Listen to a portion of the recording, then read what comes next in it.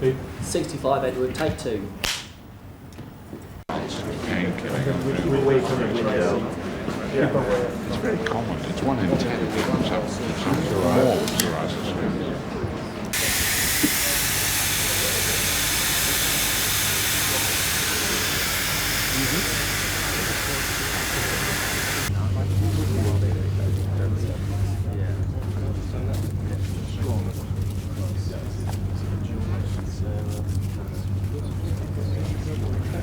Go ahead, Steve.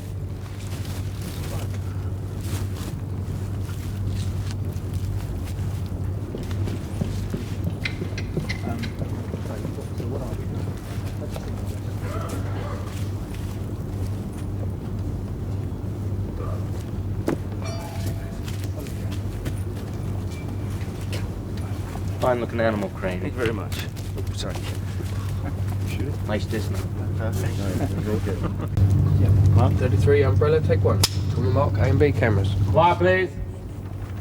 And action.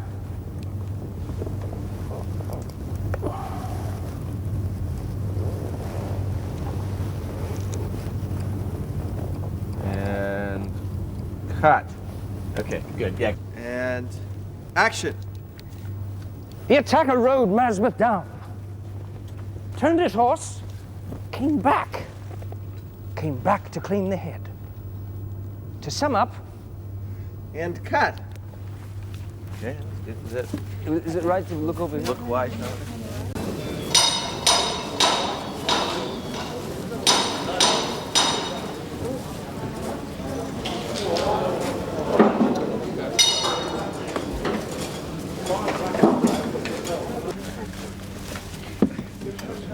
Chivo. Chivo. Rob, you're getting him not. And action.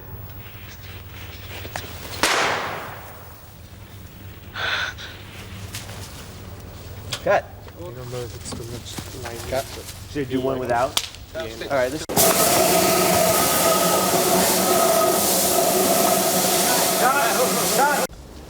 Go ahead. And go Nathan, go Nathan. Horseman coming, bring the moles up.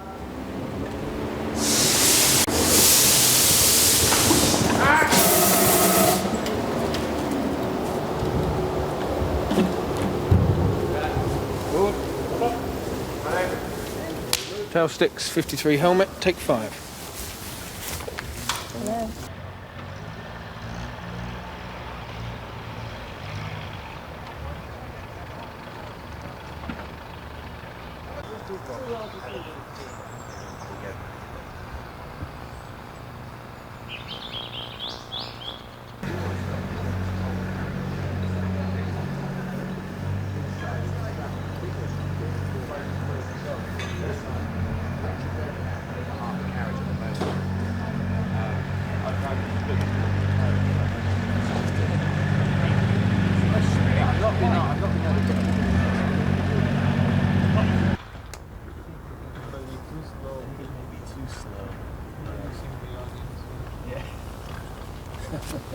Let's go a little higher. Be back before the shots.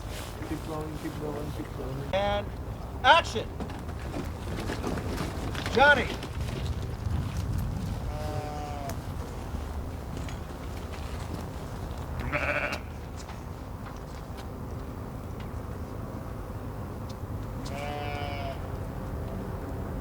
Okay, ready and action. Johnny.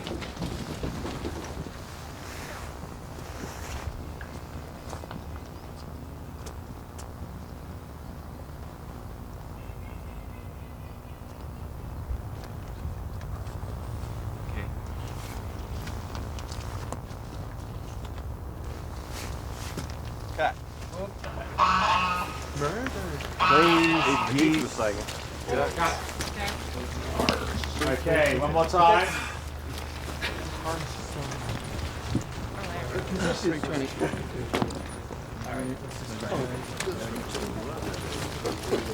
And action. His name's Gunpowder. That's it. That's what a brain's name. I wonder if you have something a bit taller, younger. Even faster. Yes. A horse that could have dash. Yes. Well, not at the price. His name's Gunpowder. Is it? Oh, what a brave name. I wonder if you have something taller, younger. You mean faster? Yes. A horse that cut a dash? Yes. No, I haven't. Oh. Well, not at the price. Yes, I see. Well, he should do just fine. Mr. Killian. Thank you.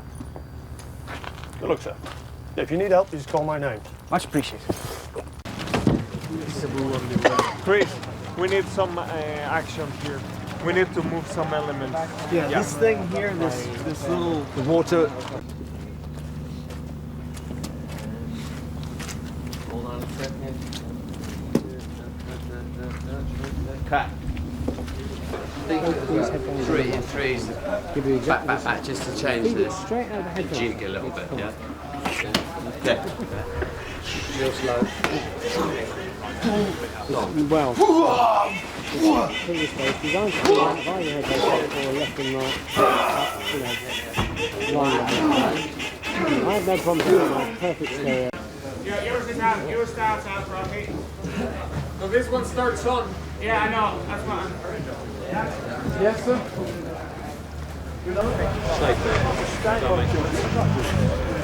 We're just going to balance that one. The light is warm enough, even down on the different to match the other building.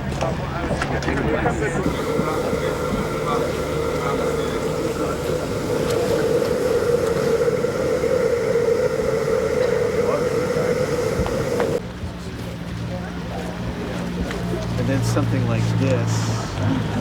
So we got. Yeah, it's a cut.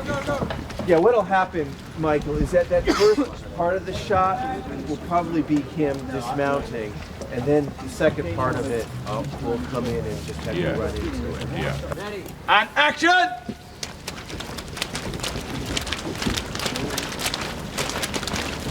Balthus! The horseman! He killed her. The horseman killed her stepmother. Oh, God, quick!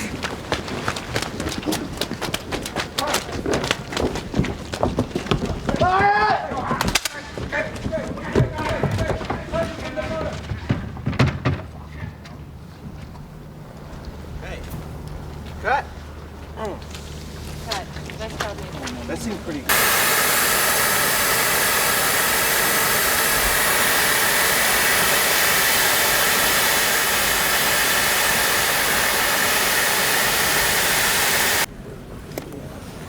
Yeah, I got right. excited. Well, that's yeah. You mean so? Just not shoot against this. Maybe it is better. Maybe this the way, bit. the way it is. Yeah. And Okay. then All right. Do you think? About here.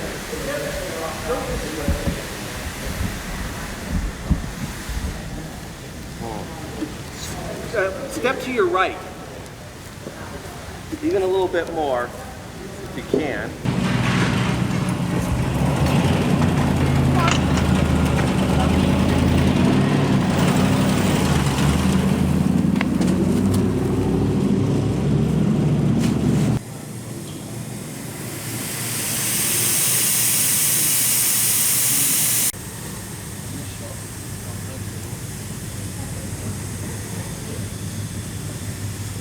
Stand by and action away.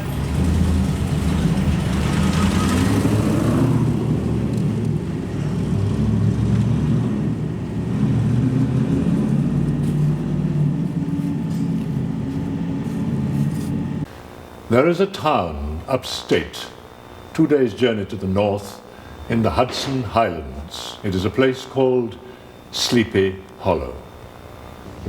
And remember, it is you, Ichabod Crane, who is now put to the test.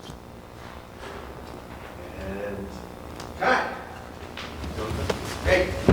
We all go. One more time. This set up, please.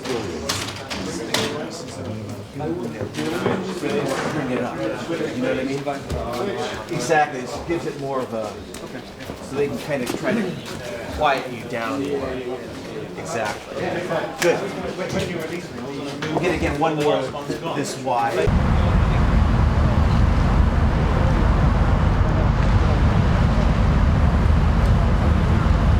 Thank you, turn over.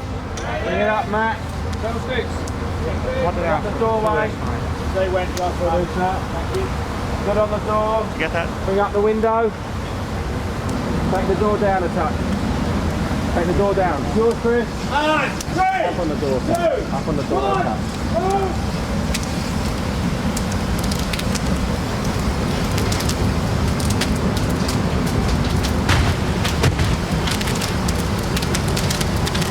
Cut the gas, cut the gas. Thank you. Save all the gas.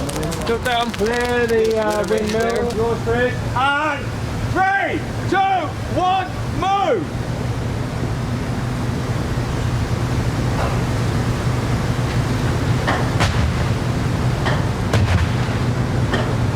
And save the gas, save the gas. Tilt down. Great. Thank you, guys.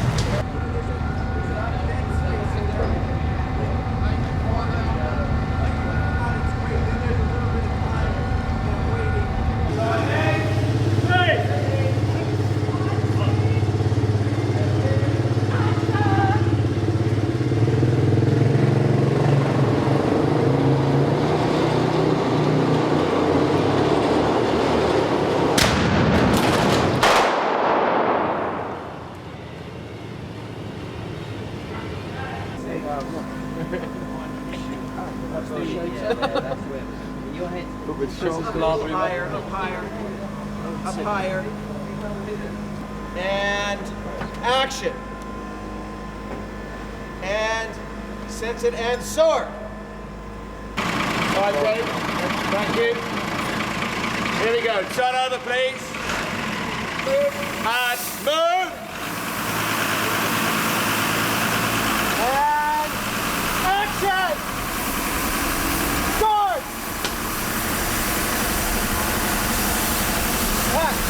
Got it. Cut. There is a town upstate, 2 days' journey to the north in the Hudson Highlands. It is a place called Sleepy Hollow. I was sent actually the script by the producers, Scott and Adam, and I just liked it. I mean, I had been working on something else for a year that didn't happen, and they sent me this script, and I just felt very, like, right about it.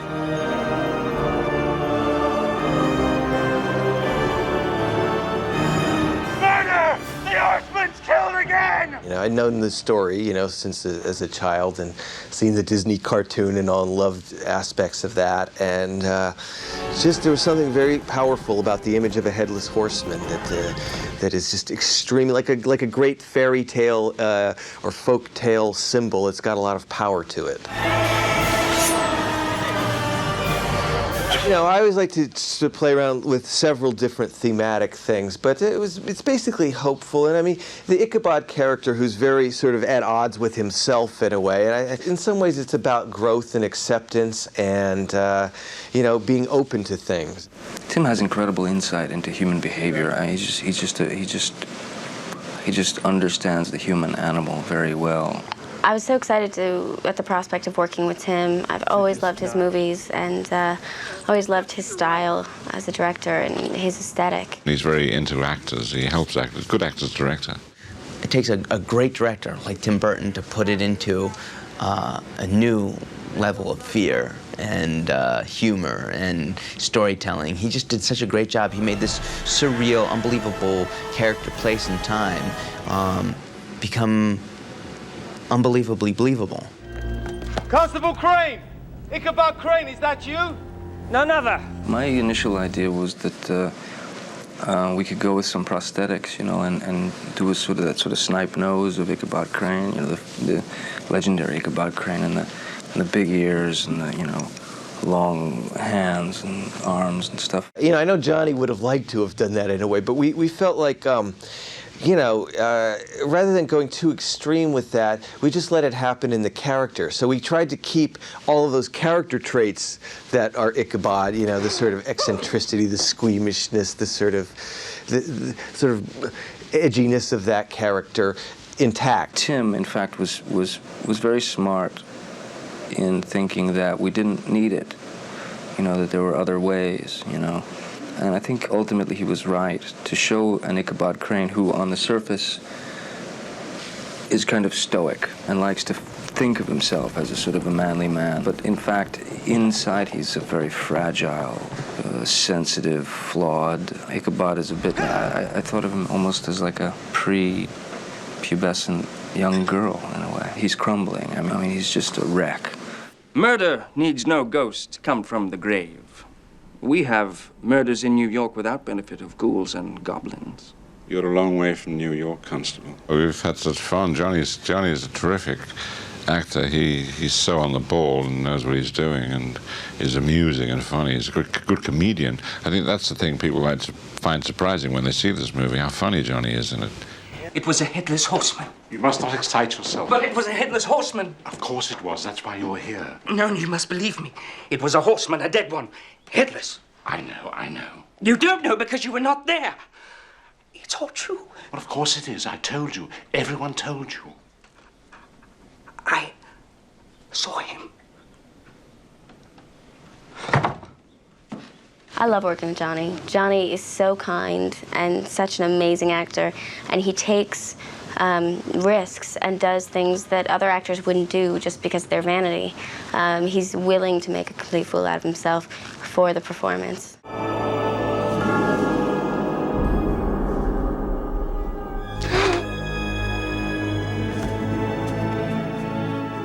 I think Katrina's very romantic, very naive, believes in love at first sight. She's sort of like the princess waiting for her prince to arrive. Is it Theodore? No, pardon, miss, I'm only a stranger.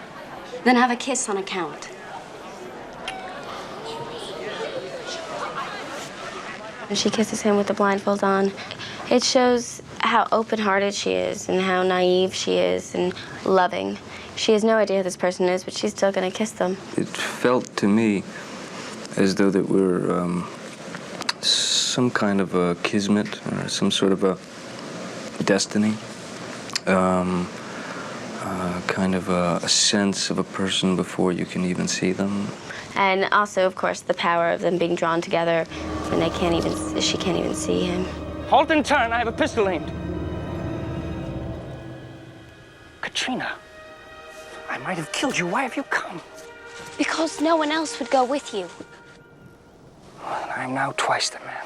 She's just got such a quality, it's almost like a silent movie star, you know, where she can be completely still and look at you and you don't know what she's thinking. She was really good at that and has quite a presence that way. The dialogue certainly demands a more grandiose performance than I'm used to giving. But you also have to be careful because you could go way far over the line. This land we're looking at was Van Garrett land, given to my father when I was in swaddling clothes. The Van Garretts were the richest family around these parts. My father worked hard for his family and prospered and built this house. And I owe my happiness to him. It was a bit of a challenge for me. Also, I'm very modern and American. I'm very much a teenager. So it was difficult and different for me to have to concentrate so much on changing the way I spoke. Father saw the horseman kill you.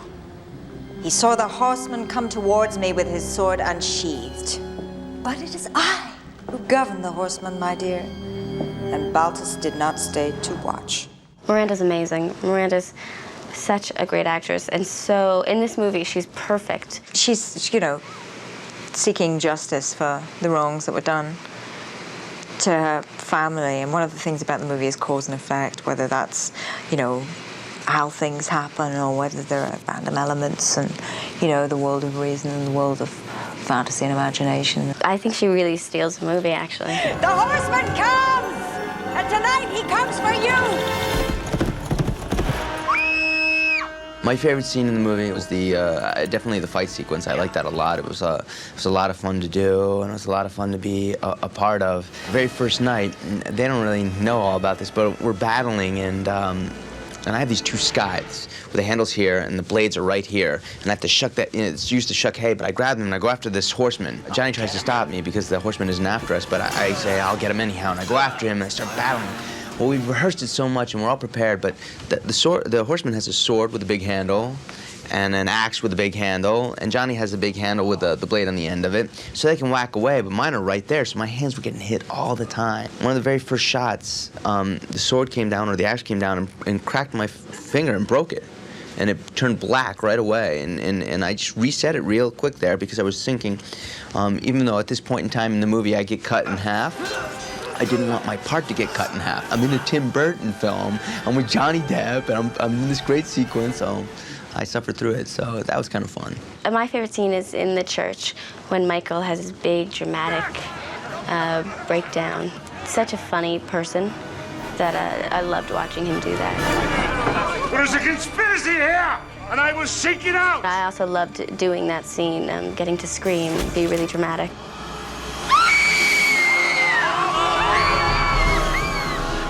When I get that thing through me, that made me laugh. It's frightening, but I know it was going to happen anyway. That's my favorite bit. When you walk onto a set that Tim's made, it's extremely magical and, of course, very quiet, as in the case of the wood, because it's not a real wood. We're in a soundstage, so there are no birds, nothing. So that kind of makes it creepy, but reinforces everything that's happening in the movie anyway, because it's it's like another world. It's just very exciting to see his drawings, his beautiful drawings, realized in full, as in the case of the windmill. It was a difficult set to shoot because it was like straight up in a way. So, but it was fun. I mean, the sets all had a great texture to them, and I think that helps. It just helps everything. It helps the actors. It helps the mood of the piece because you could feel it kind of right there, and so it's exciting. I had the opportunity to work with some great artists. These people, very, very good in terms of texture and in terms of, because we had the concepts, did some designs on them and stuff, but when aging and painting and all of that is just so crucial to it. It's just it makes it come alive. What manner of instruments are these? Some of my own design. There was one contraption that I fell in love with, which was in the scene, in the courtroom scene with Christopher Lee. In that scene, there's a guy strapped in this horrible device with claws around him, and I kept that. I got that. Until you really get there on the set, because it's a fantasy and everything is created, you really don't know exactly what is exactly going to happen. In The Death of Magistrate Phillips, we sort of choreographed that right there on the spot. So, it was like there was a lot of improvisation in terms of staging because of the way we had to shoot it. Oh my God!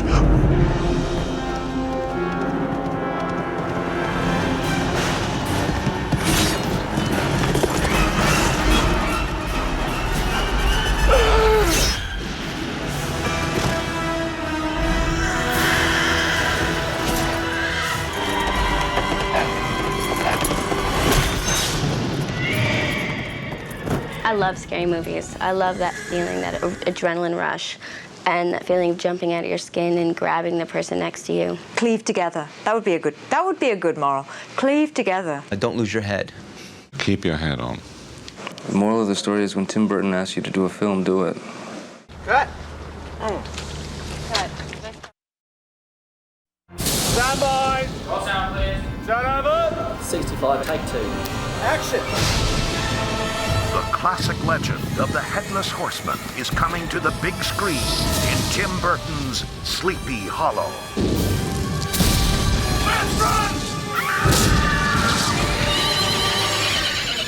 It's a fantastic story, somewhat macabre, certainly very unusual.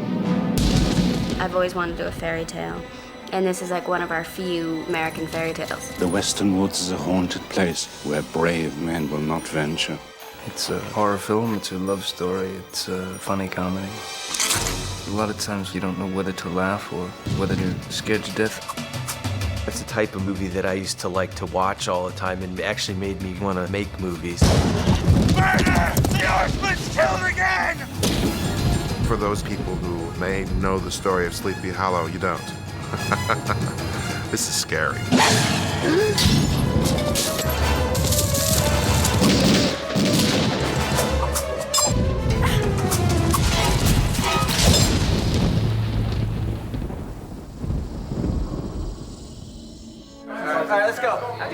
Director Tim Burton, whose unique imagination led a superhero to new heights in Batman, a ghost to new depths in Beetlejuice, and a naive innocent to the magical world of Edward Scissorhands, now travels back in time to tell the haunting legend of Sleepy Hollow. 3 persons have been murdered there with the head lopped off. It's one of the first American horror stories or folk tales, fairy tales.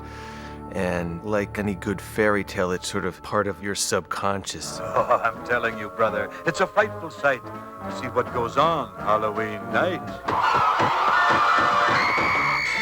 I guess I first became aware of the story of Sleepy Hollow from the Disney cartoon.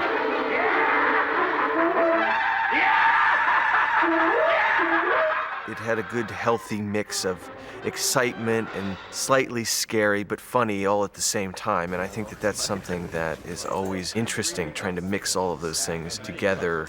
So it's something that's a fun thing to try to do. And action! At the center of the story is Ichabod Crane, a constable from New York City who is sent on a special mission. First meet Ichabod. His superiors send him to Sleepy Hollow to investigate these murders. A lot of people are dying, and they're dying in a very particular way. They're having their heads cut off rather cleanly. Their heads were not found severed. Their heads were not found at all. The heads are gone? Taken. Taken by the Headless Horseman. He's a rational man. He doesn't believe in ghosts, and he thinks he's going to discover who's been cutting people's heads off, and it has to be somebody, and there has to be a good reason for it. The assassin is a man of flesh and blood, and I will discover him. Ichabod has all these ideas about experimental crime solving. He knows how to find blood with these special powders. This is most irregular, Constable. And doing an autopsy, which at the time was not widely accepted. She'll need to operate immediately. Operate? She's dead. When we say operate, we mean, of course, I will need the operating table. Ichabod, he's a character that lives basically inside of his head versus a character with no head. And that's probably the strongest appeal to the story for me, is that you always want to have 2 good adversaries. And cut. Great. For Burton, part of the appeal of the project was the opportunity to reunite with Depp, his leading man from Edward Scissorhands and Ed Wood. Johnny, he's just great. This is the 3rd time I've worked with him, and each time it's different, and I just enjoy his wanting to always do something different. And Johnny. The attacker rode Nazareth down, turned his horse, came back to clean the head. In playing Ichabod, Depp was inspired by films and actors of the past. I used to watch all kinds of horror films when I was a little kid. I loved them. I was obsessed with them. And I wanted to recreate that classic style of horror film acting. Peter Vincent, ready to do battle with the undead. I kind of loosely based the character of Ichabod on a couple of different people. One was a good friend of mine, someone I admired very much as an actor, a guy named Roddy McDowall. Back, spawn of Satan!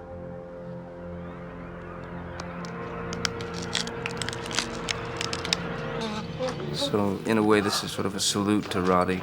And Basil Rathbone is kind of a great inspiration for the character. I always loved those Sherlock Holmes films. Moriarty's as curious about my movements as I am about his. There was a force that he had. There was a sort of an energy in his delivery and just a movement. That's exactly the point, Watson. He didn't want the Star of Delhi.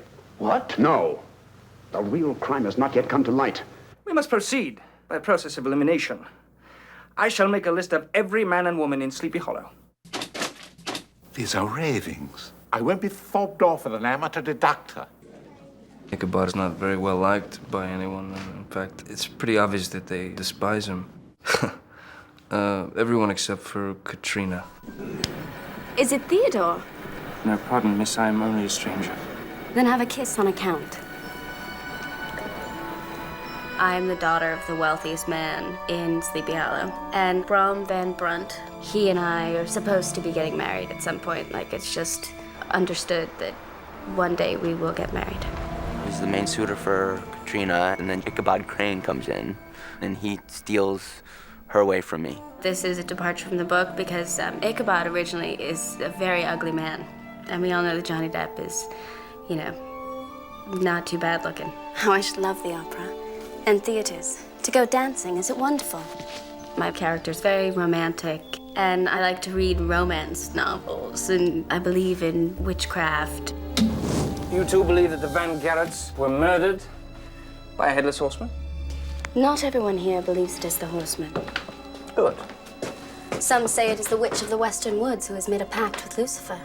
In bringing this story to life, Burton was inspired by a series of classic horror films produced by the Hammer Studios. I think most people think of horror as something horrible. And those Hammer films, they made horror movies beautifully. And I think that that's what I've always liked about them. They were both lurid and beautiful at the same time, which is an exciting mix. Can I have a paintbrush too? I think Tim, first and foremost, is an artist.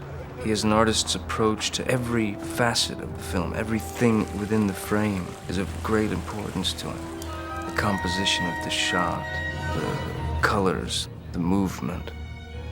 Tim is so incredibly visual. His movies are just really beautiful, but strange. He has a Gothic sensibility. I think anyone who's seen any of his films would say that was the case. Burton is known for creating unusual worlds, from the dark expanse of Gotham City to a suburban fantasy land of unique visual details. I think with Tim, it's a lot about design and the art of it and creating a world. And with Sleepy Hollow, we wanted to make something that was very romantic, but it's also very stylized because there's supernatural elements and there are horror elements. How often do I have to tell you there is no horseman? There never was a horseman. There never will be a horseman.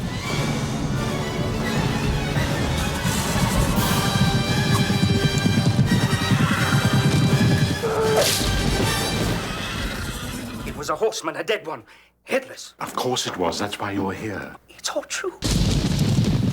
This telling of the legend explores the horseman's origins as a Hessian mercenary. Unlike his compatriots, who came for money, the horseman came for love of carnage. He was infamous for riding his horse hard into battle, chopping off heads at full gallop. I figure he's a little like me. After the day of chopping heads, he just goes home and has a nice dinner. But my forte seems to be psychotic, twisted people, and he's very like that. This butcher didn't finally reach his end until the winter of '79. They chopped off his head with his own sword. But now the Hessian wakes. He's on the rampage, cutting off heads where he finds them. To create the mysterious world of Sleepy Hollow, Burton and his crew traveled to England, where they found the perfect backdrop for the story. Over a 3-month period, the entire community was built from the ground up. The design included a covered bridge, a church, numerous period structures, and a massive windmill. The farmland surrounding the town was stocked with hundreds of sheep, cows, and ducks who would reside on the premises during filming. We were really transforming this hollow into a living town. One of the things that we were trying to do was inspire a sense of apprehension in the architecture of the place, that there is something wrong here, that there is a sense of foreboding and fear. It's very magical, and it's wonderful looking. Everything about it is just really, really medieval. It was something that was very true to the period. At the same time, kind of fairy tale-like or made up. Exactly sort of what you would imagine a Tim Burton village would be. Beautiful. I wanted to live there. The town is in ferment. Reverend Steenwitz called a meeting in the church tonight. He's going to speak out against you. As the story unfolds, the distrust between Ichabod and the townspeople grows deeper. Everybody in this small community has something to hide. You know how difficult it is to hide anything in a small community. Everybody knows everybody else's business, but you don't know all of it. So it's a very paranoid place. There is a conspiracy here, and I will seek it out. There's a certain sort of ambiguousness about the characters that's kind of great, and there's a lot about these people that you don't know, which is kind of interesting. Take two. Ready, and action! The supporting cast of townspeople features a number of acclaimed actors, including Miranda Richardson, Ian McDermott, Michael Gambon, Richard Griffiths, Jeffrey Jones, and Michael Gough. I suppose we're all eccentric in our various ways. I'm the least eccentric of them all, really. He's chosen us funny people to play the part. I look slightly mad, don't I? If person lays a hand on me, we'll get a bullet! We all look strange, and I suppose that's why we've been cast. Together, they just created an interesting combination. Horseman! He's coming round! The horseman continues his reign of terror on the residents of Sleepy Hollow, at one point trapping Ichabod and Katrina in an abandoned windmill. To the roof! I have an idea. Burton saw this as an unusual location in which to stage a pursuit. Can you lean on a little bit so you're that side of her? Yeah. My only image of windmills is like from the original Frankenstein, in the sense where it's somewhat symbolic of your mind somehow. I'm not quite sure how or why, but maybe it's just sort of the aimlessly spinning quality that represents my mind. There isn't any windmill that looks like our windmill. The sails are just pure Tim Burton bat wings. There's a wonderful kind of shattered, abandoned mill feel to it, and I love the way it looks. At over 5 stories high, the windmill set was too large to fit on any soundstage, so it was constructed outdoors. We had to build this from scratch. The blades are about a ton each, so the whole thing, you're probably looking at about 4 or 5 tons. And the blades are controlled by a hydraulic motor, which we can operate from offset. Let's start rotation, please. Start rotation. We ready? Great. Rolling. 2, take 1. A and B cameras, come on, mark. Action!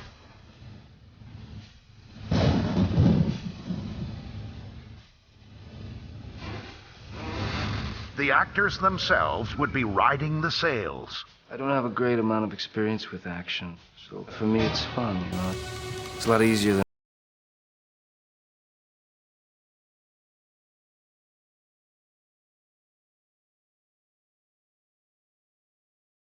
flaming sticks being shot down directly on top of us. They just filled this like funnel kind of thing, this huge funnel with sticks with flammable glue, and then they brought it up on a crane and they lit it on fire, like above the camera.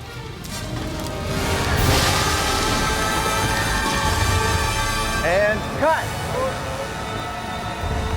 Determined to solve the mystery at all costs, Ichabod attempts to enlist the townspeople to search for clues. Gentlemen, I need able men to go with me into the western woods. Who's with me? The western woods just outside of town are a place that no one goes to. It's haunted. It's dark, twisted, the work of the devil.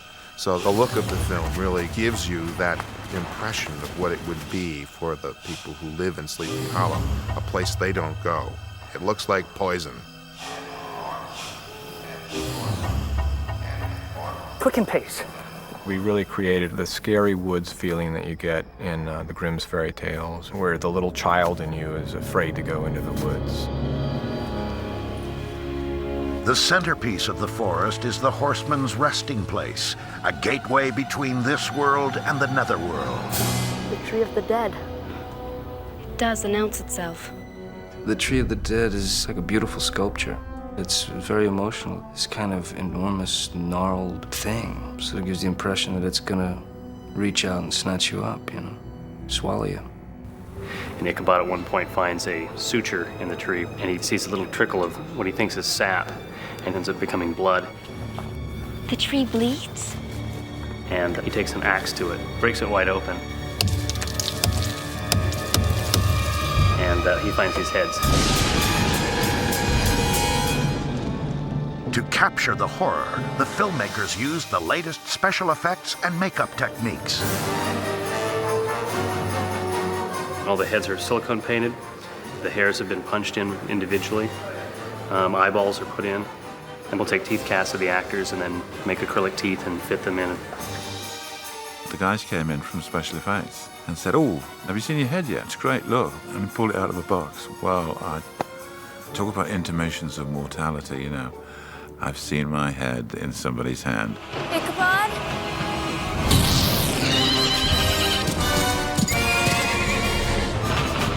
For all of its horror, Sleepy Hollow also showcases Burton's distinctive sense of humor. Do you know of the horseman, Mom? That'll be him, ma'am. I don't know if any other director would have made this movie as tongue-in-cheek as he's sort of making it. And that just works so much better. I think humor is very important to Tim. He's in fact a very funny guy. Ready for a little blood test? Tim, I think anytime it's possible to splatter Johnny with blood, he, takes the opportunity very happily.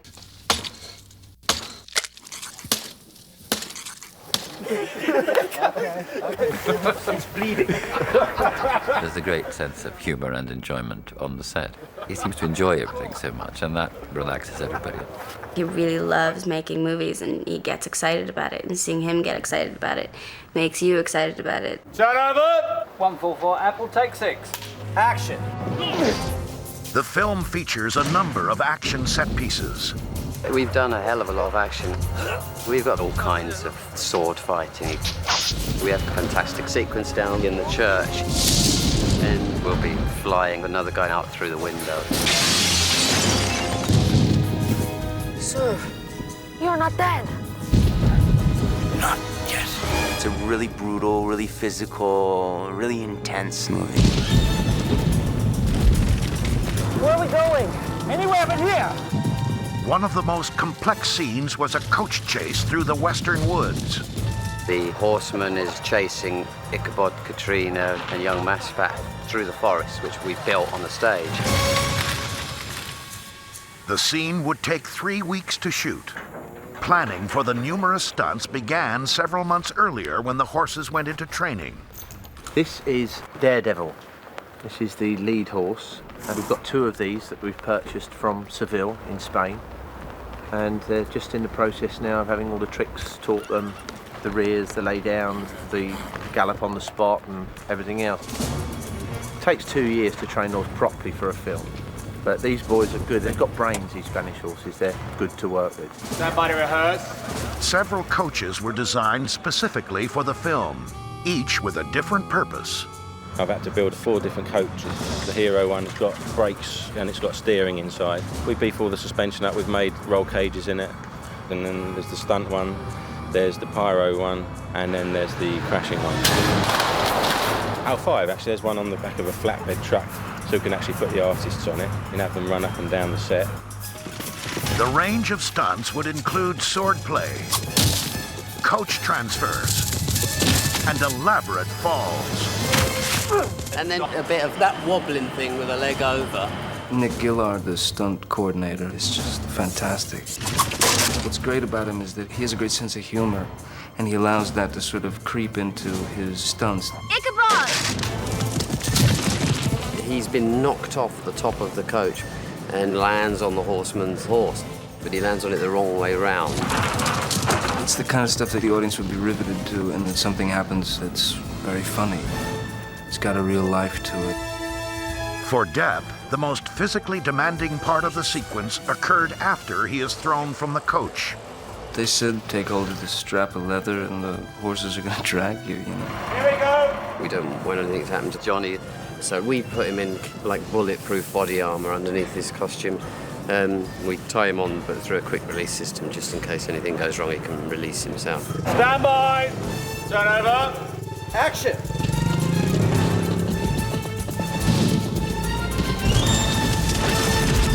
It wasn't a problem being dragged by horses. The only thing I was slightly leery of was that they might, you know, sort of relieve themselves on the journey. If you are wise, you will leave this place. We are dealing with a madman. Sleepy Hollow is a combination of horror, nightmare, and humor. Good luck, sir. If you need any help, you call my name. Much appreciated. It's tongue-in-cheek, at the same time scary. Horseman! There's action, and there's romance, and the darkness and the spookiness of a great old horror film. You got everything you need here. Whatever you hear, keep away. It's fun to work on something that inspired you your whole life. No! The power of fairy tales, folk tales, and horror movies is that if they're working, they hit you on an emotional level, and the best thing that could come out of it is sort of a great haunted feeling that's strong and remains with you.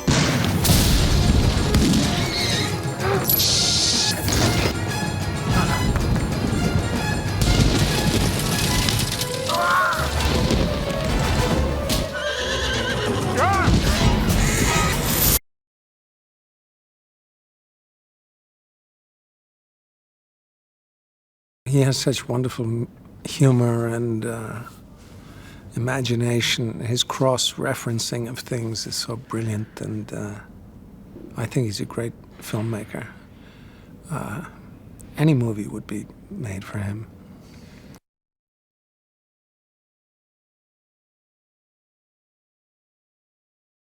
A lot of my career has had to do with monsters and strange people and so forth. But the fact that it was with Tim, and I'd worked with him before, but his movies, I watched them over and over again. Anything he was doing, I would be interested in doing. But I said to him, I come from New York City. I grew up right in Midtown. I don't know anything about horses. I've made some westerns, but my experience with horses has not been good. I'm afraid of them, and they don't like me much. And I said that to him right away.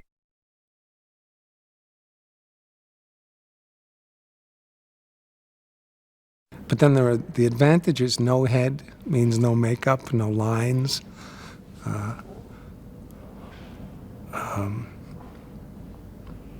The whole thing was very interesting.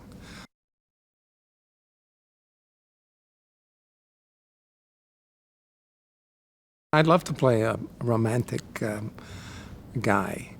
And in life, you do get a chance once in a while to do different things. I've been in musicals. I've done lots of different things. But my forte seems to be psychotic, twisted people. And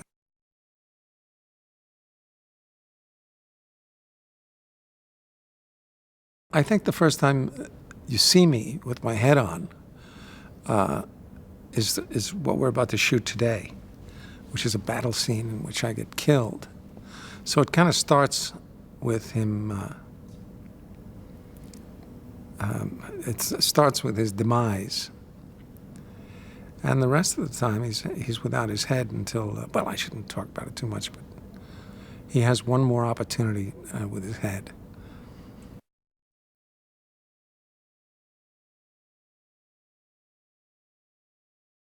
There is a kiss, and I haven't seen it. I did it, and it was fun. But you know, having played all these villains and twisted people, I've never had a romantic scene. I've never had a movie kiss, and it's amusing that when my time came, I was not only kind of a geezer, but it's quite a kiss.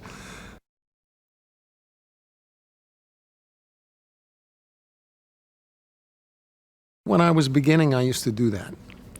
But as time went on, I realized it didn't do me any good.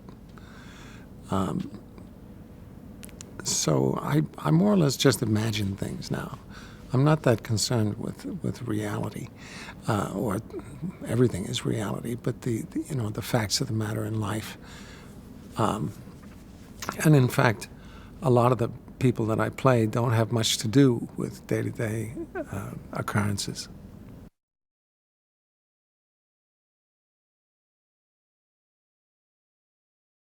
At some point in school, they make you read it. It's one of the sort of required reading in kind of elementary school, junior high or something. And it's also one of those famous Halloween stories. So yeah, we grew up with it. It's one of those sort of legends.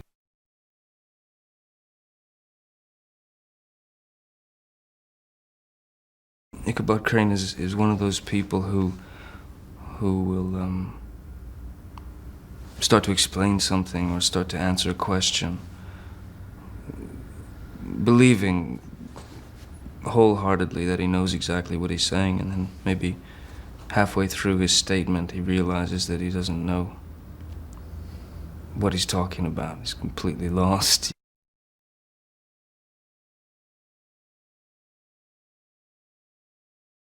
I kind of loosely based the character on a couple of different people, 2 or 3 different people. One certainly is a guy that was a good friend of mine, and someone I admired very much as an actor, a guy named Roddy McDowell. So in a way, this is part of a sort of a salute to Roddy McDowell, who was a terrific man. Also, Angela Lansbury is kind of a great inspiration for the character. And Basil Rathbone to some extent, not because I didn't sort of model him after Basil Rathbone, but there was a kind of there was a force that he had. There was a sort of an energy in his delivery.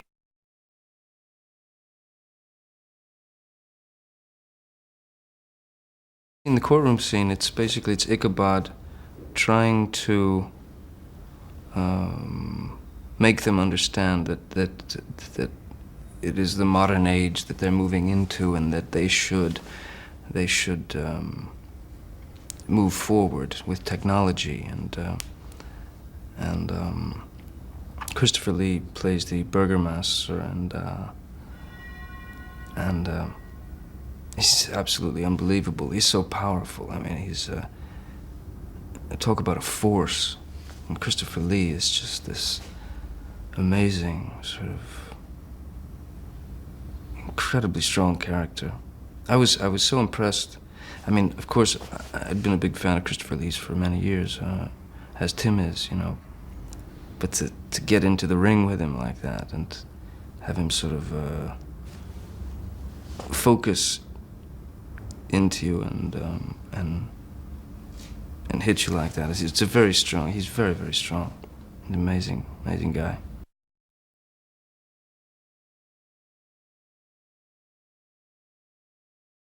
I was amazed by the set, because it was something that was very, very true to what appeared to me, what seemed to me very true to the period. At the same time, kind of fairy tale-like or made up, or Hammer horror film movie style village. But at the same time, exactly sort of what you would imagine a Tim Burton village, would be from the late 18th century. I mean, it's just, yeah, I thought Rick did an unbelievable job. I thought it was incredibly well done. Beautiful. I wanted to live there.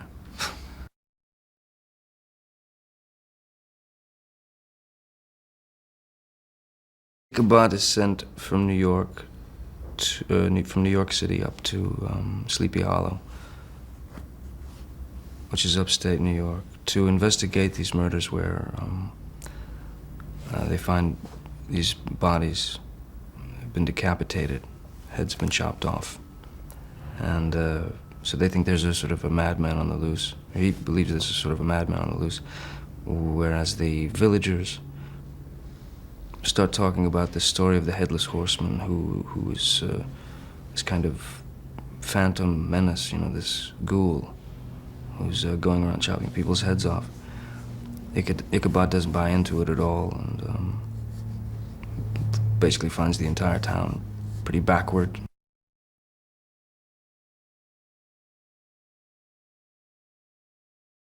It's very important to Tim. He's in fact a very funny guy. He's one of the funniest guys I've ever known, for sure. And mostly because I think he just has a great take on the world. I think he sees the absurdities in life, and I think he sees the absurdities in the world and in people, and flaws in people that he finds interesting or fascinating and even beautiful at times, you know. Again, that's Tim with this kind of incredible focus and understanding and attention to detail.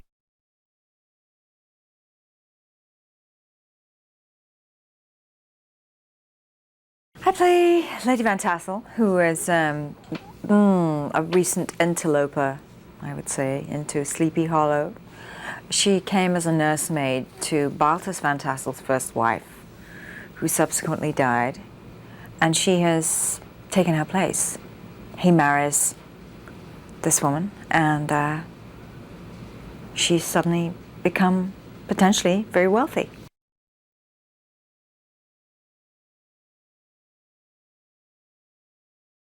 Many people are being murdered in the town of Sleepy Hollow by, purportedly, a headless horseman. And into this community comes Ichabod Crane from New York, the man of reason, the constable who's been sent to sort out, the first forensic guy, really, to sort out why these murders are happening and, you know, try and bring someone to justice.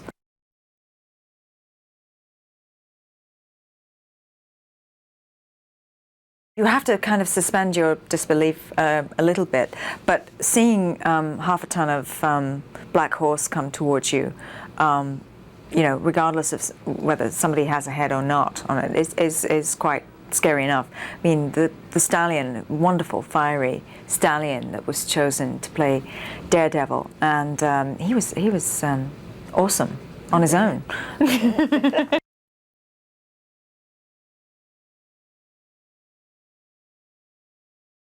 When you walk onto a set that Tim's made, it's extremely magical and, of course, very quiet, as in the case of the wood, because it's not a real wood. We're in a soundstage, so there are no birds, nothing. So that kind of makes it creepy, but reinforces everything that's happening in the movie anyway, because it's you know, it's like another world, really, that you're entering, and it's just very exciting to see his drawings, these beautiful drawings, realized in full, you know, as in the case of the windmill, for example. We were out on location, and it's enormous, and every bit of what Tim creates seems to have a life of its own. So the, you know, strangely shaped tree is imbued with life, and the windmill seems imbued with life, and, you know, everything has potential.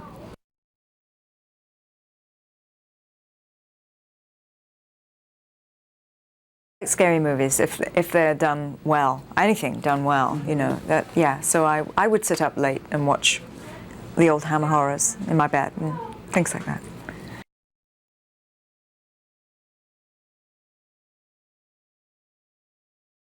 Tim is somebody who feels very embracing. You know, I get a sense of somebody who it's quite sort of lonely job in a way. I mean, he has this vision and he wants to follow it through, but then he brings all these people on board, and you enter this world. But he also lets you contribute to that. You know, it's not just a sort of cut and dried decision. So that's very important for an actor.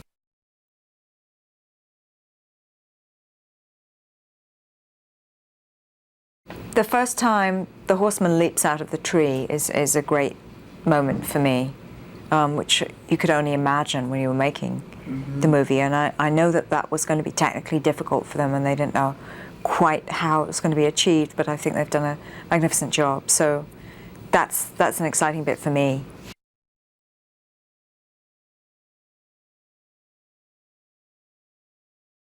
I sort of likened it to a haunted house ride at a fair, but it's more than that. It's much better than that. I mean, it's quite heart-thumping, both romantically and in excitement terms. You know, I mean, it's something that the sound goes right through you. It's funny. It's dark. There is, you know, an argument for both sides of the coin, whether it's male, female, intuition, reason, you know, imagination, magic. There's a bit of everything in there.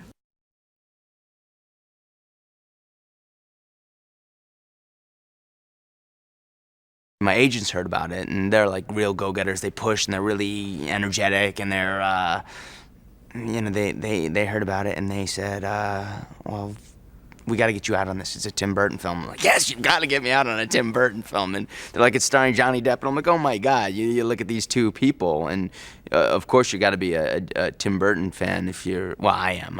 I am. And then Johnny Depp is like, for me, he's one of the actors who's just a few years ahead of me, but just an incredible talent. So you want to work with people like this, so you're just thrilled. And then off of a novel, an American classic, yeah, it's just thrilling.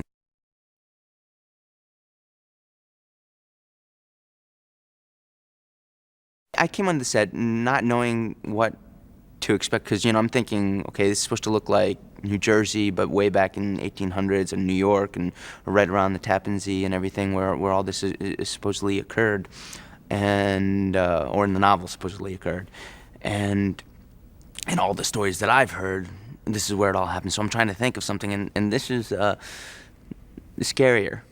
So it's more exciting for me. You want it to be really scary.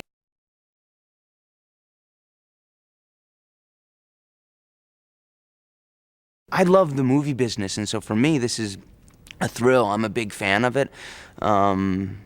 Rather than just being like somebody that's like, oh yes, it was this and this. I love it. I get excited. So every process, every bit of it is really exciting to me, and just I'm thrilled. I mean, I'm getting paid to do what I love the most in my life, and I'm getting to be around people that I'm fans of and that I'm excited to be around anyhow. So it's like totally exciting and amazing. And these people, I'm fans of all different aspects of it, like the horror and the thrill and the excitement. It's fun.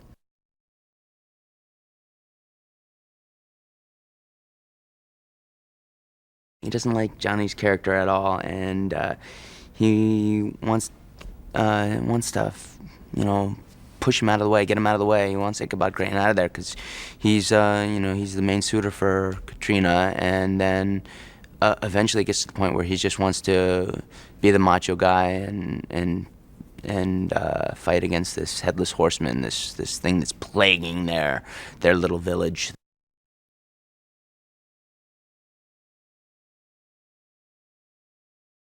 You're not too sure of, like, Katrina Van Tassel. You're not too sure of her either, because she's pretty, but she's very mysterious.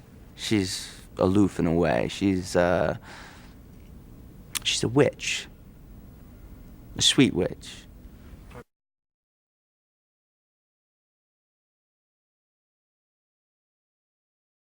It's got an incredible cast. It's got some of the most incredible people I've ever had the opportunity to work with, so I'm blown away by that as well. It's just, it's amazing. It's an amazing film.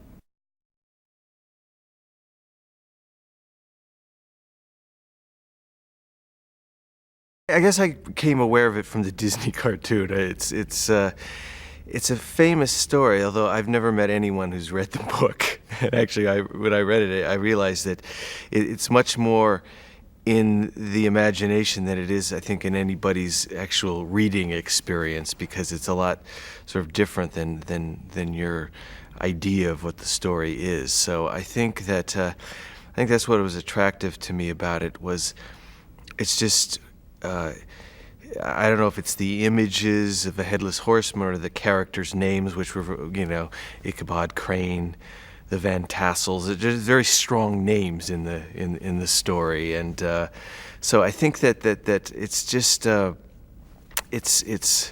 it's a story like I guess any good fairy tale. It sort of is part of your subconscious.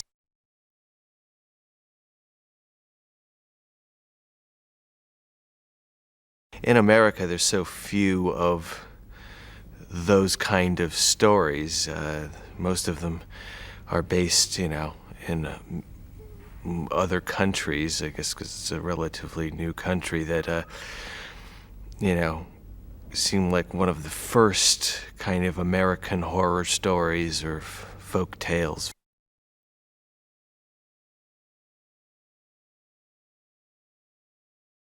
It takes place in upstate New York, which is I've spent some time up there, and I like it for its mood there. It's got a very haunted, very strong, it's a very strong place, and I like being there, and it's, that's what's amazing about being here, is that you're able to actually, with the sets and all, and actually some of the locations, it actually feels like upstate New York, which is amazing.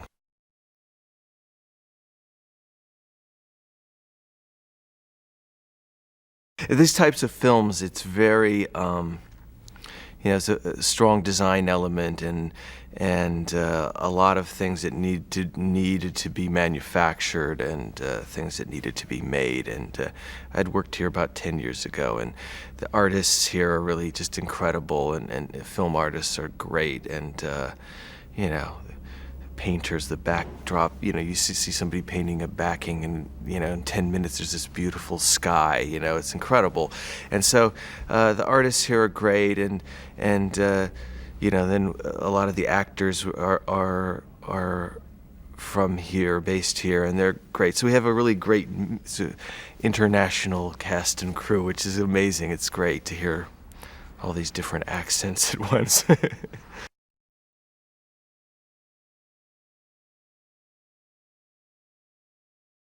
We're dealing with a lot of elements, atmosphere, smoke, fog, which are much easier to control on stage, obviously. So, you know, and just the type of look that we wanted to get in terms of more of those old-fashioned horror movies where the stage look is part of the fabric of it. So, you know, we've tried to adopt the hammer mix of both some location and a lot of stage work.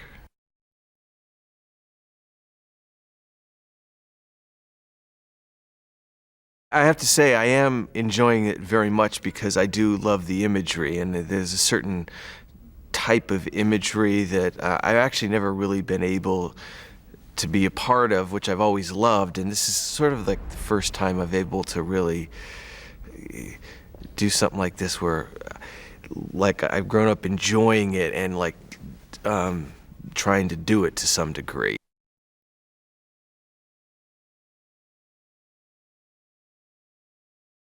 I remember that actually from the Disney cartoon when I was little, seeing it, that there was a good mixture of excitement and slightly scary but funny all at the same time, and I think that that's something that has always been interesting to me, that trying to mix all of those things together.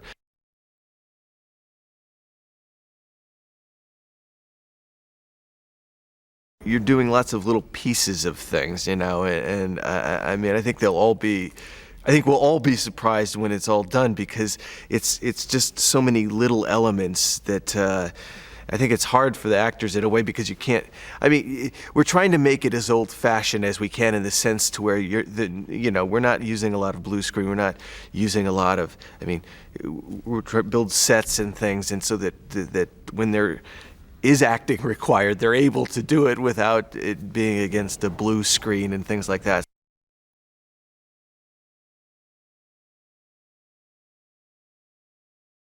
I actually quite prefer letting things happen. I think that there's It's not a stage play, so when in fact there's an energy that happens on films that can really only happen really when you get there, in the sense of with the lights and the costumes and all of them together when you're shooting. So that's where there's the good energy. So I don't do too much beforehand, and with these people you don't need to, because they're just so good.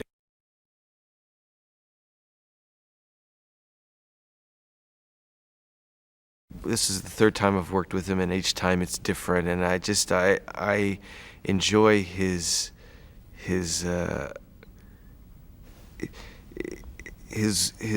wanting to always do something different. You know, it's a great thing to work with, and you know, I like actors who like to change and like to be different things and aren't concerned about what they're wearing or how they look and all of that, and it's very liberating.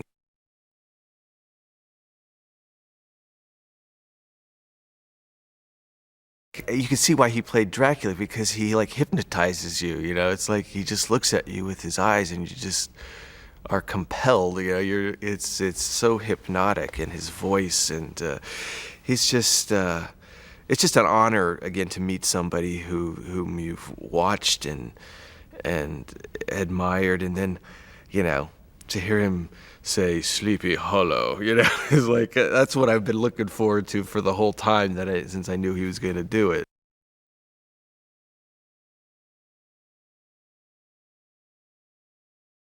The Ichabod character, the thing I always liked about him is that, and this story is that he's a character that lives basically inside of his head, versus a character with no head, which was always a great juxtaposition of characters. And I think that's probably the strongest appeal to the story for me, is that you always want to have two good adversaries, and you know, somebody who's just buzzing around inside of his head all the time and doesn't get out of that much. For looking at somebody with no head is quite compelling.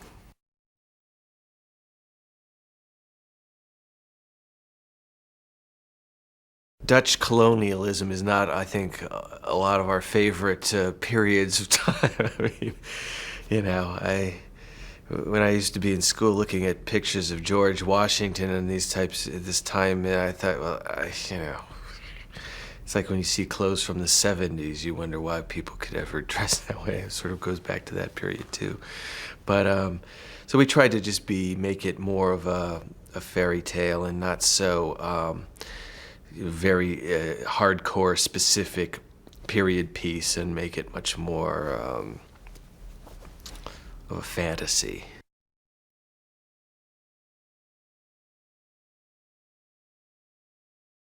It's a type of movie that I used to like to watch all the time, and actually made me why I wanted to make movies. So it's like, in some ways, it's one of the first times I'm able to do something like that. So it's fun to work on something that kind of inspired you your whole life.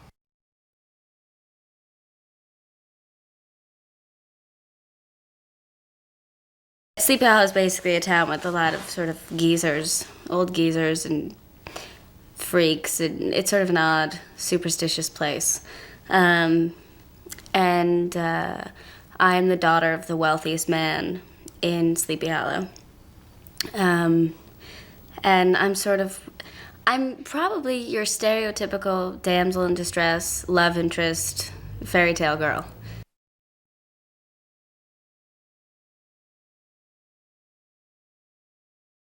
Tim is so incredibly visual. His movies are just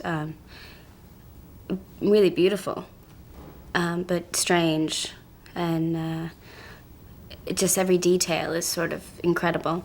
And for this kind of movie, that's exactly what it needs, just to set the tone and everything. I loved working with him. He's, you know, I don't know, it's a lame way to describe it, but he's really into it.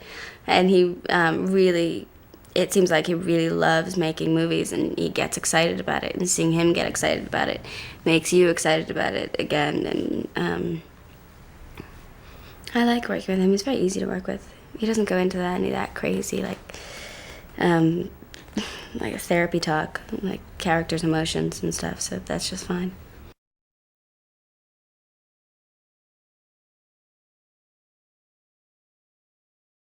It's a horror story, really. It's a headless horseman who comes in the night in the woods and chops people's heads off, and it's ghastly. And I can't say much more than that because it's got a terrific ending and it's very complex, and it's the hunt for who it is.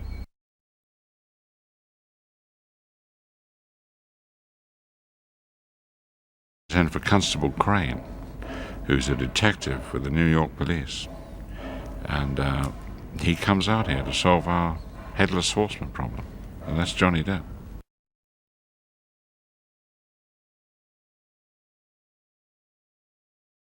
A few weeks ago we were in Shepperton where they built the wood, the forest, you know, and that's amazing. It takes over a whole stage. It's mysterious, it's deep, it's up and down hills, it's a big tree, all the trees are dead. It's very frightening, and horses gallop through it.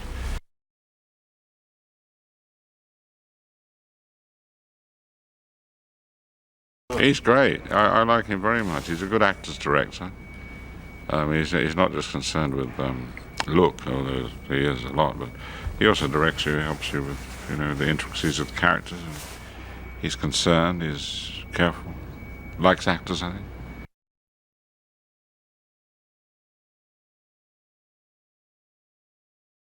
We're a very small little unit of London theatre actors. Ian McDermott, myself, Michael Gough, and we all know each other from the theatres, from the Royal Shakespeare Company and the National Theatre. So all we talk about is the theatre when we're sitting, waiting, in between takes.